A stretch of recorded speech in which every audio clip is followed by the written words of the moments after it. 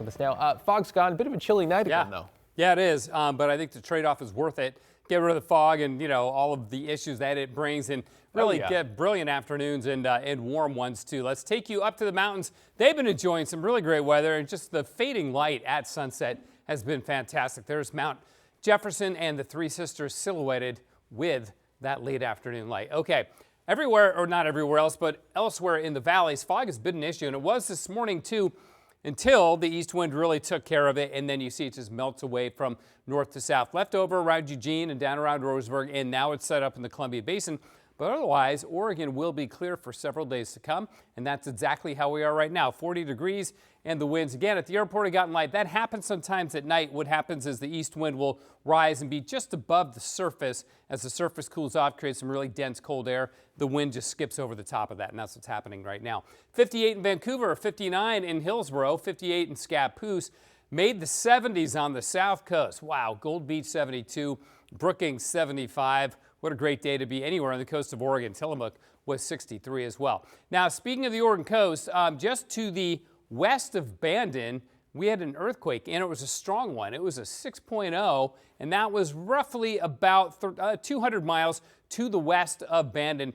No damage on the Oregon coast. I don't think they felt it down there either, but again, at 7:25, very strong earthquake, 6.0, about 200 miles west of Bandon.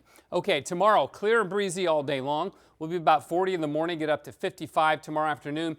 Sunrise at 7:46, and it is getting a little earlier every day, and the sunset getting a little later. In fact, next week we will cross back over the 5 p.m. sunset threshold, which we haven't been that late since November, so it's been a while. Okay, here's the wind forecast, and you can see the winds coming out of the gorge. Where we have the color, that's where the winds are the strongest. And as we go through time, you notice that the colors become increasingly confined to the gorge and the Portland area, and this is Saturday afternoon. So we keep the wind. It's going to keep us clear. The air mass is really drying out anyway because of several days of east wind that we'll have by then. So I think if we get fog reforming in the valleys, it's going to be a lot more limited and not as thick as it was a couple days ago. But we've got air stagnation issues where there is no wind around the state of Oregon. And the reason for that is this massive area of high pressure just parked here on the west coast. Again, this has been a semi-permanent feature all winter long, which is why our snowpack is so pathetic right now. And this isn't really going to break down until we get into about Wednesday and Thursday. And even when that happens, it doesn't look like a major snow event coming our way. In the meantime, the good news, I guess, is going to be clear all weekend long, including on Monday, as this high pressure area stays intact, begins to weaken, and we may get some showers of valley rain and mountain snow about Wednesday and Thursday. And we could sorely use that mountain snow. Here's our snowpack right now. 40% of average at Timberline, only 49% of average at Meadows. Same story in Washington, snowpack running about 50% of average. Compare that to where we were last year.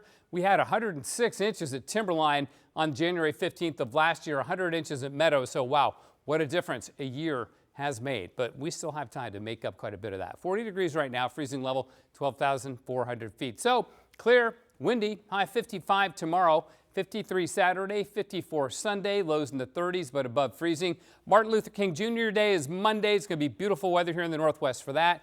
And even back to work Tuesday looks good. And then we get some showers on Wednesday and Thursday, David. But boy, what a stretch. Yeah, looking like a great long weekend. Appreciate it, Matt. You bet.